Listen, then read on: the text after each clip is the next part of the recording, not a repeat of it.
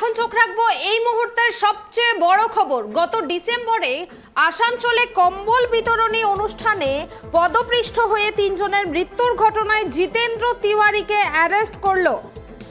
গত ডিসেম্বরে আসানসোলের কম্বল কাণ্ডে পদপৃষ্ঠ হয়ে 3 জনের মৃত্যুর ঘটনায় জিতেন্দ্র তিওয়ারির নামে অভিযোগ ছিল।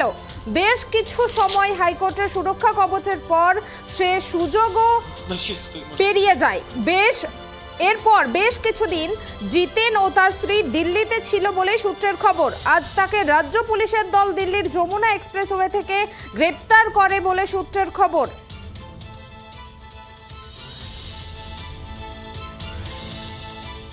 বিষয়ে বিস্তারিত জানবো এই মুহূর্তে আমার সঙ্গে লাইভে রয়েছেন ট্রাইব টিভির প্রতিনিধি গৌতম।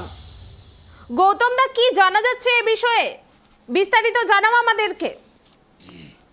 দেখুন, আমি গত ডিসেম্বর মাসে অর্থাৎ 2022 সালের ডিসেম্বর মাসে শীতবস্ত্র বিতরণ অনুষ্ঠানে আসানসোলে একটা শীতবস্ত্র বিতরণ অনুষ্ঠানে ছিলেন বিজেপি নেতা, আসানসোলের বিজেপি নেতা জিতেন্দ্র তিওয়ারি।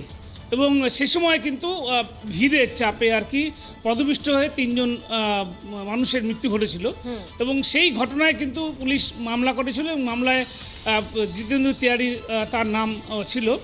তো সেই ঘটনায় তারপর থেকে কিন্তু সে গা ঢাকা দিয়েছিল। রাজ্য পুলিশ দীর্ঘদিন থেকে তার খোঁজ চালাচ্ছিল। এই আজকে যেটা জানা গেল সেটা হচ্ছে যে রাজ্য পুলিশ দিল্লিতে যমুনা এক্সপ্রেস হাইওয়ে, সেই যমুনা এক্সপ্রেস হাইওয়েতে তারা কিন্তু ট্র্যাক করে তাকে ধরে ফেলে এবং জিতেন্দ্র তিওয়ারিকে দিল্লি পুলিশের সহায়তা নিয়ে এ রাজ্যের পুলিশ তাকে ধরে ফেলে। আমি তোমাকে একটা জিনিস জানাবো, সেটা হচ্ছে যে এই যে জিতেন্দ্র তিওয়ারি ইনি কিন্তু 2021 সাল পর্যন্ত তিনি কিন্তু বিজেপির একজন ছিলেন, এমএলএ ছিলেন পাণ্ডবেশ্বরের। পাশাপাশি তিনি কিন্তু আসানসোল কর্পোরেশন তার মেয়রও ছিলেন এবং যেটা দেখা গেছে যে তিনি একবার তৃণমূলে যোগদান করার চেষ্টা করেছিলেন, পরে তাকে দল নেয়নি, পরে তিনি আবার বিজেপিতে গেছেন এবং এই বিজেপিতে থাকাকালীন গত ডিসেম্বর মাসে বিজেপি নেতা হিসাবে তিনি কিন্তু কম্বল বিতরণ অনুষ্ঠান করছিলেন আসানসোলে এবং সেখানেই ভিড়ের চাপে, এত মানুষের ভিড় হচ্ছে, সেই ভিড়ের চাপে 3 জন দরিদ্র মানুষ যারা শীতবস্ত্র নিতে এসেছিলেন তাদের মৃত্যু ঘটে এবং এই মৃত্যুর ঘটনার পরেই কিন্তু পুলিশ সরাসরি পুলিশ কিন্তু জিতেন্দ্র তিওয়ারি সহ বেশ কয়েকজনের বিরুদ্ধে অভিযোগ দায়ের করে এবং এরপরেই গা ঢাকা দেয় জিতেন্দ্র তিওয়ারি এবং আজকে দিল্লি পুলিশের সহায়তা নিয়ে রাজ্য পুলিশ, এ রাজ্যের পুলিশ তাকে যমুনা এক্সপ্রেস হাইওয়ে থেকে গ্রেপ্তার করে। এখন আমাদের বিষয়, যেটা দেখার বিষয় সেটা হচ্ছে যে দিল্লি কোর্ট থেকে তাকে ট্রানজিট রিমান্ডে আনতে হবে আসানসোলে।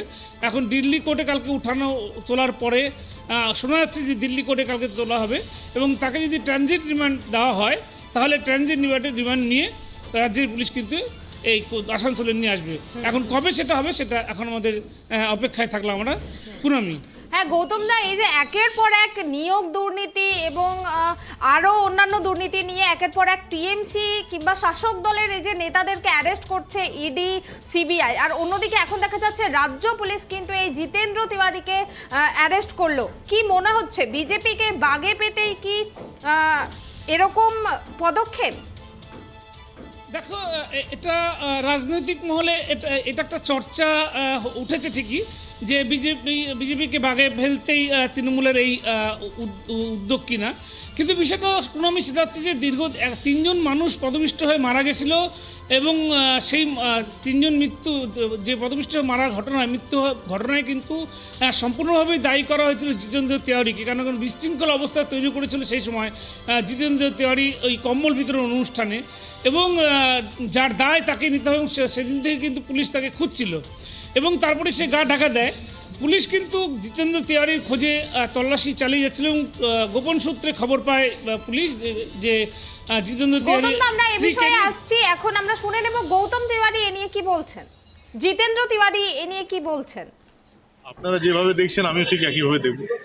গরিব মানুষকে কম্বল বিতরণ করতে যাওয়া হলো, সে কারণে যদি একটা দুর্ঘটনা ঘটে যায়, কারো প্রাণ গেল, সত্যি এটা আনফর্চুনেট, কিন্তু সেটার কারণে এই ধরনের মামলা যদি করা যায় তাহলে যেটা করছে ওরা ঠিকই করছে। আর কি বলবো, এটা তো গোটা আসানসোল দেখছে এটা কি হচ্ছে। পলিটিক্যালি ইউজ করা হচ্ছে, মানুষের মৃত্যুকে নিয়ে রাজনীতি করা হচ্ছে, ফেস করতে হবে। এটা কি মনে করছেন করা উচিত ছিল না? আপনি বলুন না যে কয়েকদিন আগে 24 পরগনায় একটা মিউনিসিপ্যালিটি একটা অনুষ্ঠান করলো, জ্যোতিপ্রিয়া মল্লিক ছিলেন, সেখানে 7 জন মারা গেল। এ ধরনের ঘটনা, তার বিরুদ্ধে এফআইআর হলো। দুর্ঘটনা আর অনিচ্ছাকৃত খুন দুটো কি একই? কিন্তু যেহেতু আমি বিরোধী দলের, তাই এটা করতে হবে। পলিটিক্যালি আমাকে বাগে আনতে পারছেন না, এইভাবে যদি আমাকে জব্দ করা যায়, সে চেষ্টাটা হচ্ছে, ফেস করতে হবে। কি আর आज किस लिए कोर्ट में पहुंचे? आज हमारे कुछ कार्यकर्ताओं को অ্যারেস্ট করে কিছু কর্মী আমাদের যা আছে যাদেরকে অ্যারেস্ট করে নিয়ে আসা হয়েছে, তাদের সঙ্গে দেখা করতে, তাদের বেল টেল মুভ করা হচ্ছে, এই জন্য এসেছে।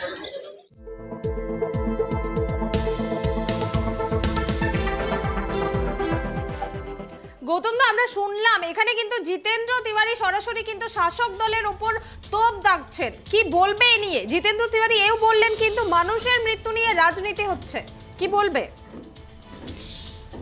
দেখো, পূর্ণমী, যেটা জিতেন্দ্র তিওয়ারি জানাচ্ছেন যে তিনি তার অভিযোগ জানাচ্ছেন যে বহু বিজেপি কর্মীকে বিজেপি নেতৃত্বের উপরে শাসক দল তৃণমূল কংগ্রেস তারা দোষ চাপিয়ে জেলে পাঠাচ্ছেন বা অন্যান্য চাপ সৃষ্টি করছেন বা বিজেপিকে বাগে ফেলার জন্য নানা রকম ষড়যন্ত্র করছে এ রাজ্যের পুলিশ, বা এটা একটা রাজনৈতিক কৌশল বা রাজনৈতিক চক্রান্ত, এটা জিতেন্দ্র তিওয়ারি বলছেন, এটা ঠিকই।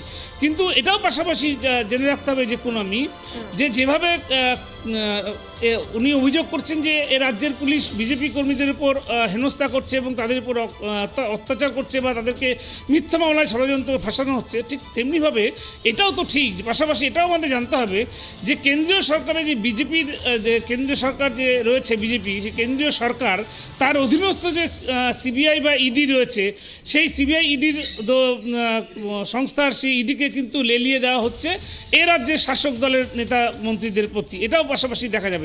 তো এটা কিন্তু ঠিকই যে রাজনৈতিক প্রতিহিংসা, অর্থাৎ রাজনৈতিক স্বার্থ চরিতার্থ করার জন্য এই বিজেপি তৃণমূল এই দুই দলে কিন্তু একে অপর কর্মীদের উপর বা একে অপরের নেতৃত্বের উপরে কিন্তু আক্রমণ শানাচ্ছে, এটা সন্দেহ নেই।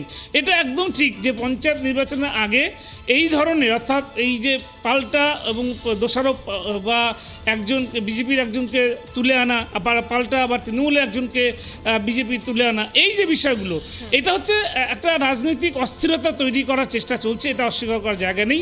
তবে জিতেন্দ্র তিওয়ারির যে মামলাটা তোমাকে আমি জানাবো, জিতেন্দ্র তিওয়ারির মামলাটা খুবই দুঃখজনক ঘটনা হয়েছিল। সেটা তুমি জানো যে 3 জন পদপিষ্ট হয়ে মারা গিয়েছিল, তারপর থেকে তিনি দিল্লিতে গা ঢাকা দিয়েছিলেন, বিভিন্ন জায়গায় গা ঢাকা দিয়েছিলেন এবং রাজ্য পুলিশ নিয়ে পরে আসছি। আপনাদেরকে আরো একবার জানিয়ে রাখি যে কম্বল কাণ্ডে ভিন রাজ্য থেকে জিতেন্দ্র তিওয়ারিকে গ্রেপ্তার করলো রাজ্য পুলিশ। আসানসোল কম্বল কাণ্ডে নয়া মোড়, দিল্লি থেকে গ্রেপ্তার হলো আসানসোলের বিজেপি নেতা জিতেন্দ্র তিওয়ারি। গত বছর আসানসোলে কম্বল বিতরণ অনুষ্ঠানে পদপিষ্ট হয়ে মৃত্যু হয়েছিল কিন্তু 3 জনের। আর এই ঘটনায় এই জিতেন্দ্র তিওয়ারি কিন্তু অনেকদিন ধরেই গা ঢাকা দিয়েছিল। আর এখন দিল্লি থেকে রাজ্য পুলিশ জিতেন্দ্র তিওয়ারিকে অ্যারেস্ট করলো।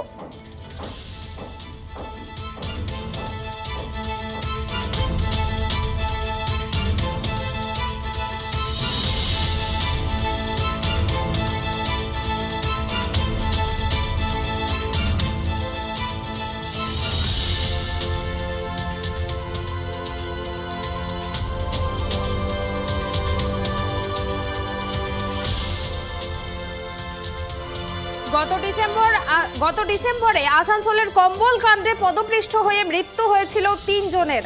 আর এই ঘটনায় বিজেপি নেতা জিতেন্দ্র তিওয়ারির নামে অভিযোগ ছিল।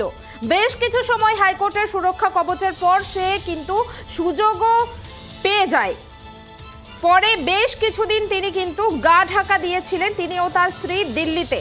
আজ তাকে রাজ্য পুলিশের দল দিল্লির যমুনা এক্সপ্রেসওয়ে থেকে গ্রেপ্তার করে বলেই সূত্রের খবর।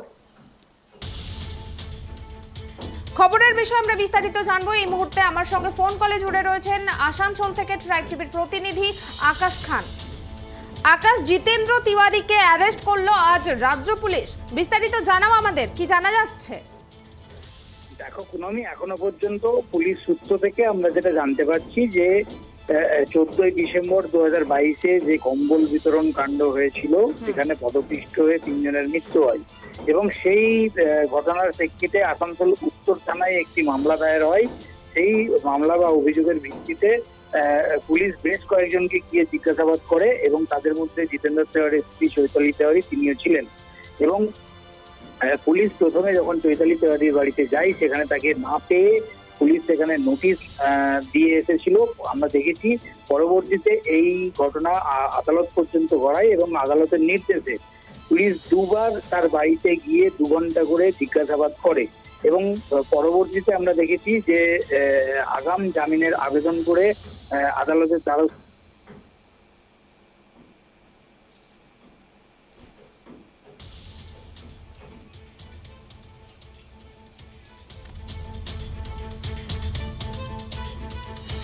আপনাদেরকে আরো একবার জানিয়ে রাখি, গত ডিসেম্বরে আসানসোলের কম্বল কাণ্ডে কিন্তু পদপৃষ্ঠ হয়ে 3 জনের মৃত্যু হয়েছিল। আর এই মর্মান্তিক ঘটনায় বিজেপি নেতা জিতেন্দ্র তিওয়ারির নামে অভিযোগ ছিল। বেশ কিছুদিন ধরে হাইকোর্টের সুরক্ষা কবচ পাওয়ার জন্য সে সুযোগও কিন্তু পেরিয়ে যায়। বেশ কিছুদিন জিতেন্দ্র ও তার স্ত্রী দিল্লিতে গা ঢাকা দিয়েছিল। আর আজ তাকে রাজ্য পুলিশের দল কিন্তু দিল্লির যমুনা এক্সপ্রেস ওয়ে থেকে গ্রেপ্তার করলো বলে সূত্রের খবর। গ্রেপ্তার করার পর তাকে আসানসোলেও নিয়ে আসা হয়েছে বলেই খবর।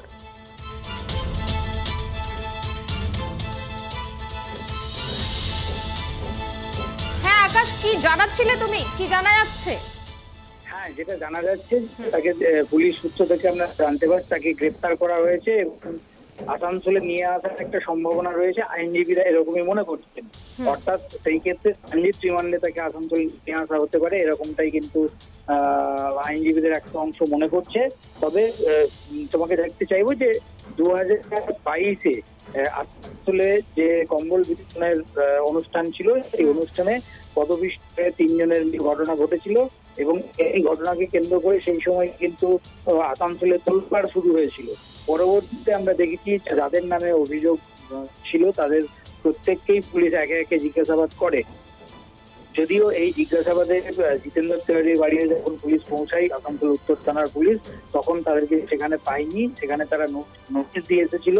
পরবর্তীতে বিষয়টি আদালত পর্যন্ত গড়ায় এবং আদালতে জিতেন্দ্র তেওয়ারির স্ত্রী চৈতালি তেওয়ারি সহ তারা আদালতে আগাম জামিনের আবেদন করেছিলেন, সেই আবেদন নামঞ্জুর হয়ে যায় এবং পরবর্তীতে আমরা দেখেছি যে পুলিশের পক্ষ থেকে আবার জিতেন্দ্র তেওয়ারির বাড়িতে জিজ্ঞাসাবাদের জন্য যাওয়া হয়।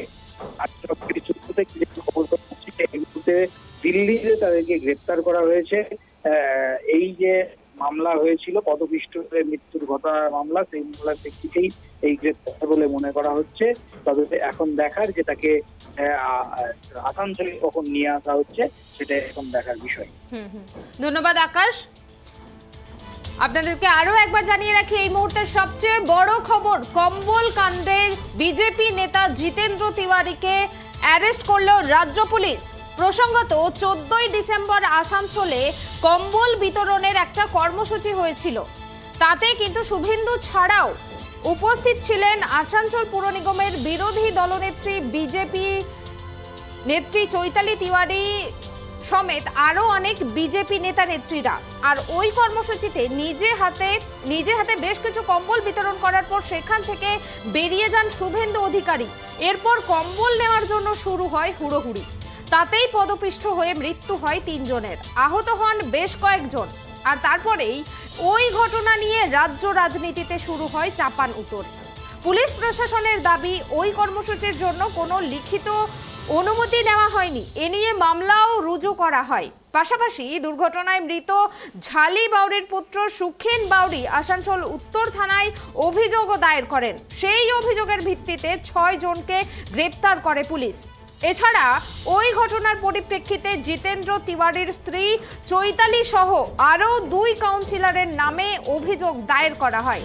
পরে চৈতালিকে তার বাড়িতে গিয়েও জিজ্ঞাসাবাদ করে পুলিশ এবং তারপর আজ এই জিতেন্দ্র তিওয়ারিকে কিন্তু দিল্লির যমুনা এক্সপ্রেসওয়ে থেকে গ্রেপ্তার করে।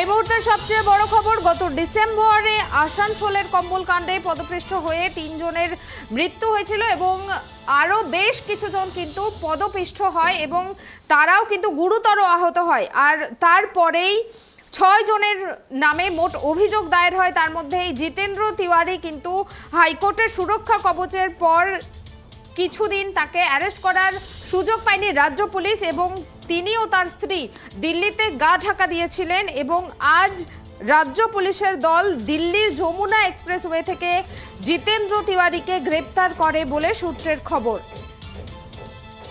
এখন দেখার কতক্ষণে তাকে আসানসোলে নিয়ে আসে। আপনাদেরকে আরও একবার জানিয়ে রাখি, 14ই ডিসেম্বর আসানসোলে শীত চর্চা এবং কম্বল বিতরণের কর্মসূচি হয়েছিল বিজেপির পক্ষ থেকে। আর তাতে শুভেন্দু অধিকারী ছাড়াও বিজেপির আরও অনেক নেতা নেত্রীরা উপস্থিত ছিলেন আসানসোল পুর নিগমের বিরোধী দলনেত্রী বিজেপির চৈতালি তিওয়ারি। এই কর্মসূচিতে নিজের হাতে বেশ কিছু কম্বল বিতরণ করার পর সেখান থেকে বেরিয়ে চলে যান শুভেন্দু অধিকারী।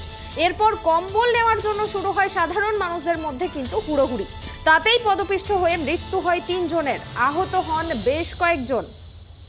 আর মর্মান্তিক এই ঘটনা নিয়ে পরে কিন্তু শুরু হয় রাজ্য রাজনীতিতে চাপান উত্তর। পুলিশ প্রশাসনের দাবি ওই কর্মসূচির জন্য কোনো লিখিত অনুমতি নেওয়া হয়নি। এ নিয়ে মামলাও রুজু করা হয়। পাশাপাশি দুর্ঘটনায় মৃত ঝালি বাউরির পুত্র সুখেন বাউরি আসানসোল উত্তর থানায় অভিযোগ দায়ের করেন। সেই অভিযোগের ভিত্তিতে 6 জনকে গ্রেপ্তার করে পুলিশ। এছাড়া ওই ঘটনার পরিপ্রেক্ষিতে জিতেন্দ্রর স্ত্রী চৈতালি সহ আরও 2 কাউন্সিলরের নামেও অভিযোগ দায়ের হয়। পরে চৈতালিকে তার বাড়িতে গিয়ে জিজ্ঞাসাবাদও করে পুলিশ। কম্বল বিতরণী কাণ্ডে এই মুহূর্তের সবচেয়ে বড় খবর, কম্বল বিতরণী কাণ্ডে জিতেন্দ্র তিওয়ারিকে অ্যারেস্ট করলো রাজ্য পুলিশ।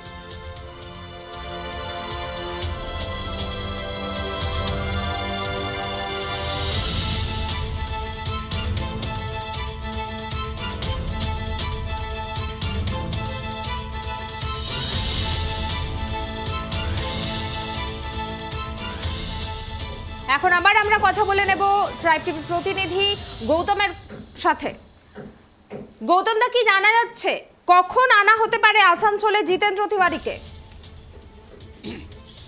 দেখো, আমি তোমাকে বলবো যে এটা একটা প্রসেস, যে কাউকে যখন ভিন রাজ্যে গ্রেপ্তার করা হয় তখন সেই রাজ্যের যে কোর্ট, সেই রাজ্যের কোর্টে তাকে প্রডিউস করতে হয় এবং সেখান থেকে ট্রানজিট রিমান্ডে নিয়ে আসা হয় অপরাধীকে। সেই মতোই কালকে যদি তাকে দিল্লি কোর্টে ওঠানো হয় তাহলে দিল্লি রাজ্য পুলিশ, এই রাজ্যের পুলিশ ট্রানজিট রিমান্ড চাইবে এবং ট্রানজিট রিমান্ড সভাপতি দিয়ে থাকে এবং ট্রানজিট রিমান্ড দিলে পরে হয়তো কালই যদি ট্রানজিট রিমান্ড পেয়ে যায় রাজ্য পুলিশ তাহলে কিন্তু কালকেই কিন্তু জিতেন্দ্র তিওয়ারিকে নিয়ে আসানসোলের উদ্দেশ্যে রওনা হতে পারে, এমনটাই সূত্রে খবর। যে ঘটনাটা খুবই গুরুত্বপূর্ণ, মানে একটা ঘটনা, খুব মর্মান্তিক ঘটনা ঘটেছিল, যার জেরে কিন্তু এই জিতেন্দ্র তিওয়ারিকে খুঁজছিল পুলিশ। জিতেন্দ্র তিওয়ারি যদি একটা কোর্টের একটা সুরক্ষা কবচ নিয়েছিল কিন্তু সেই সুরক্ষা কবচ কাজ দেয়নি। যেটা তোমাকে জানাবো যে এই আসানসোলে যে 14 ডিসেম্বর যে শীতবস্ত্র অর্থাৎ কম্বল বিতরণ অনুষ্ঠান ছিল, সেখানে রাজ্যের বিরোধী দলনেতা তথা বিজেপির শীর্ষ নেতা বলে খ্যাত শুভেন্দু অধিকারী, তিনি সেই অনুষ্ঠানে ছিলেন এবং তিনি নিজেও কিন্তু বেশ কিছু কম্বল বিতরণ করেন এবং উপস্থিত ছিলেন জিতেন্দ্র তিওয়ারির স্ত্রী চৈতালি তিওয়ারি। তিনি হচ্ছেন আসানসোল পুরসভার সেই সময়কার বিরোধী দলনেতা এবং আরও 2 বিজেপি কাউন্সিলর সহ বিভিন্ন বিজেপি নেতা সেই মঞ্চে ছিল। এবং শুভেন্দু অধিকারী যখনই মঞ্চ ছেড়ে চলে যান তারপরে কিন্তু হুড়োহুড়ি পড়ে গিয়েছিল যে কম্বল নেওয়ার ক্ষেত্রে আর কি, দুস্থ বাসিন্দারা যারা এসেছিলেন কম্বল নিতে এবং কম্বল নেওয়ার জন্য একটা হুড়োহুড়ি পড়ে যায় এবং সেই পরিস্থিতি সামাল দিতে পারেনি। তবে একটা জিনিস বলি যে এই যে কোনো একটা অনুষ্ঠান করতে গেলে পুলিশ প্রশাসনের একটা অনুমতি প্রয়োজন হয়। এখানে কিন্তু এই আসানসোল এলাকায় যে জিতেন্দ্র তিওয়ারি যে কম্বল বিতরণ অনুষ্ঠান করেছিলেন সেখানে কিন্তু আসানসোল থানার বা আসানসোল পুলিশ কমিশনারেটের কোনো রকম অনুমতি ছিল না। বিনা অনুমতিতেই কিন্তু এই কম্বল বিতরণ অনুষ্ঠান করেছিল এবং যেখানে প্রচুর মানুষের ভিড় হয়েছিল এবং শুভেন্দু অধিকারী মঞ্চ ছাড়তেই কিন্তু হুড়োহুড়ি পড়ে যায় এবং সেই হুড়োহুড়িতেই কিন্তু পদপিষ্ট হয়ে 3 জন মারা যায়। এবং এই ঘটনা নিয়ে তারপরেই কিন্তু যে মৃতের পরিবার, সেই মৃতের পরিবারের পক্ষ থেকে একটা থানায় অভিযোগ দায়ের করা হয়েছে এবং তারই তদন্ত করে ইতিমধ্যেই তোমার 6 জনকে পুলিশ গ্রেপ্তারও করেছিল সেখানকার। এবং তালিকায় ছিল হচ্ছে তোমার ফেরার তালিকায় ছিল এই জিতেন্দ্র তিওয়ারি সহ আরও 2 জন বিজেপি কাউন্সিলর। পুলিশ দীর্ঘদিন থেকে খুঁজছিল জিতেন্দ্র তিওয়ারিকে। আজকে শুক্রবার নয়ডা থেকে তাকে যমুনা এক্সপ্রেস হাইওয়েতে সেখান থেকে তাকে জিতেন্দ্র তিওয়ারিকে ধরে ফেলে রাজ্য পুলিশ। অবশ্যই দিল্লি পুলিশ তাতে সহায়তা করেছিল। কিন্তু যে বিষয়টা এখানে উঠে আসছে যে এই জিতেন্দ্র তিওয়ারি যে এখন যে অভিযোগটা করছেন যে তিনি রাজনৈতিক ষড়যন্ত্রের শিকার, তাকে নিয়ে রাজনৈতিক চক্রান্ত তার বিরুদ্ধে হচ্ছে। বহু ঘটনা এরকম ঘটেছে আর তার আগে কিন্তু এই ধরনের গ্রেপ্তারি হয়নি। কিন্তু এটা জিতেন্দ্র তিওয়ারি ভুলে যাচ্ছেন যে 3 জন মানুষ পদপিষ্ট হয়েছিল তারা কিন্তু অসহায় দুস্থ গরিব মানুষ ছিলেন, তাদের প্রাণটা গেছিল এবং সেটা তারই কারণে। কারণ কোনো রকম পুলিশের অনুমতি ছিল না। পুলিশের অনুমতি থাকলে পুলিশ সেখানে থাকতো, পুলিশের ব্যবস্থা থাকতো, হয়তো এই ধরনের দুর্ঘটনা এড়ানো যেত। কিন্তু কোনো পুলিশের ব্যবস্থা নেয়নি এবং যেখানে বিরোধী দলের নেতার মতো শুভেন্দু অধিকারীর মতো নেতা ছিলেন সেখানটায় কিন্তু পুলিশের অনুমতি নেওয়ার অবশ্যই প্রয়োজন ছিল। তা করেননি তারা। বিজেপির এই হটকারিতার জন্য কিন্তু 3টে মানুষের প্রাণ গেছিল। এবং এই মুহূর্তে টিএমসি নেতা জয়প্রকাশ মজুমদারের সাথে আমরা কথা বলেছিলাম, তিনি কি বলছেন এ বিষয়ে শুনবো, তুমিও শোনো।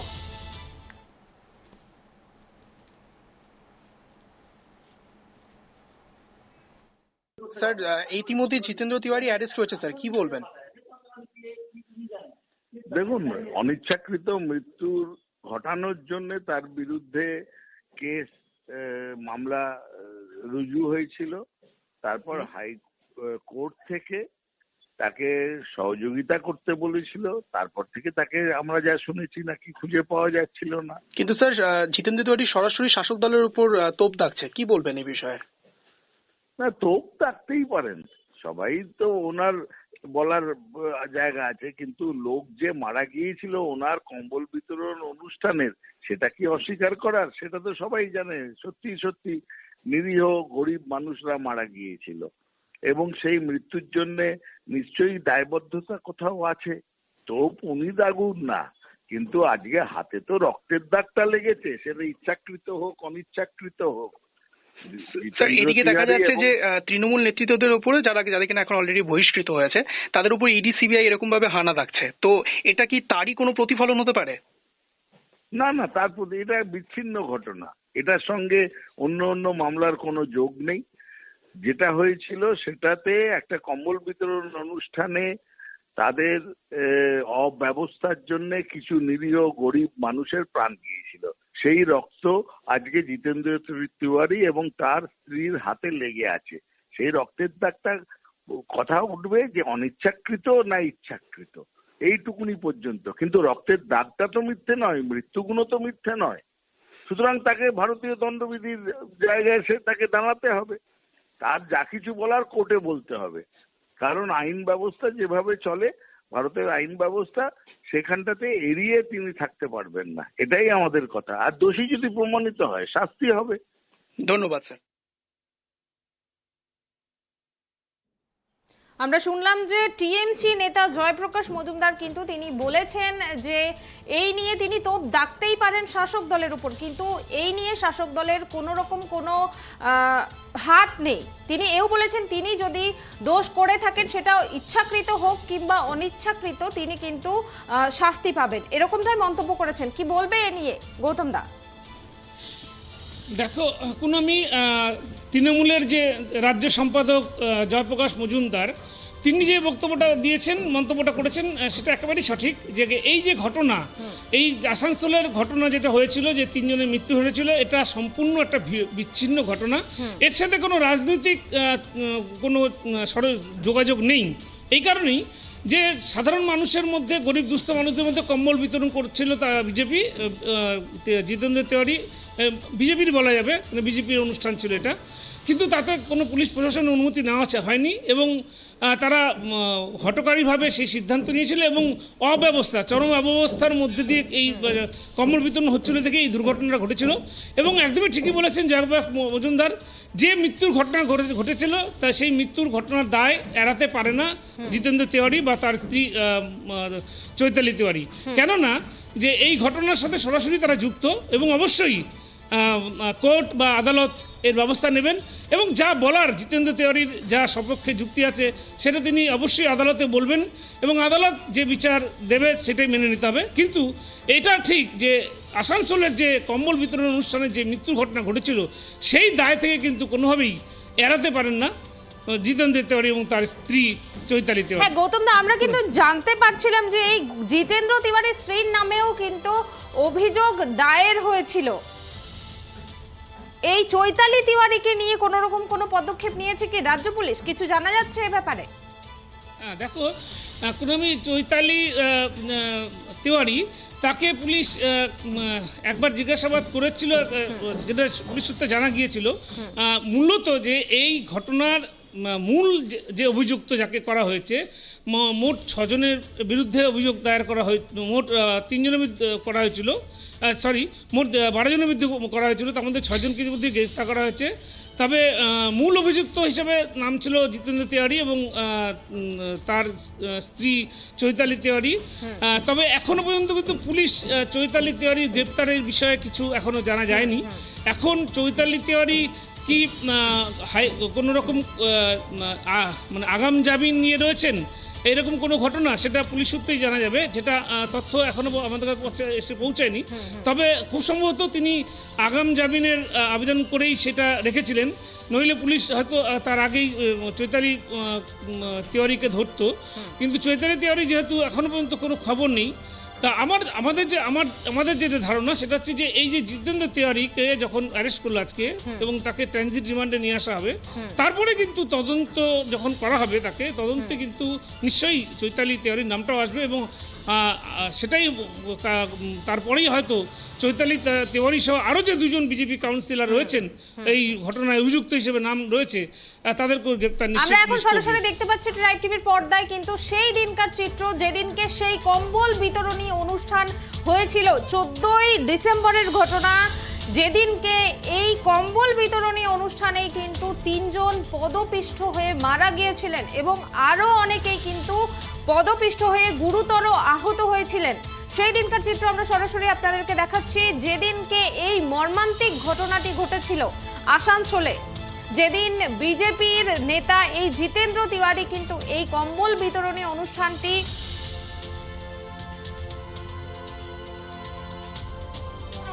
হয়েছিল। এই জিতেন্দ্র তিওয়ারি এবং আরো অন্যান্য বিজেপির বড় নেতৃত্ব এখানে পৌঁছেছিলেন শুভেন্দু অধিকারীও, এবং এই অনুষ্ঠানে কিন্তু এমন মর্মান্তিক ঘটনা ঘটে যেখানে মানুষের হুড়োহুড়িতে 3 জন কিন্তু পদপিষ্ট হয়ে মারা যান এবং আরো অনেকেই গুরুতর আহত হন। জানা যাচ্ছে বিজেপির কাছে কিন্তু এই কম্বল বিতরণী অনুষ্ঠানের কিন্তু কোনো রকম কোনো অনুমতি ছিল না, এই কারণেই কিন্তু 6 জনের বিরুদ্ধে পরে অভিযোগ দায়ের হয়। আর সেই পরিপ্রেক্ষিতেই আজকে কিন্তু এই বিজেপির নেতা জিতেন্দ্র তিওয়ারিকে অ্যারেস্ট করলো রাজ্য পুলিশ।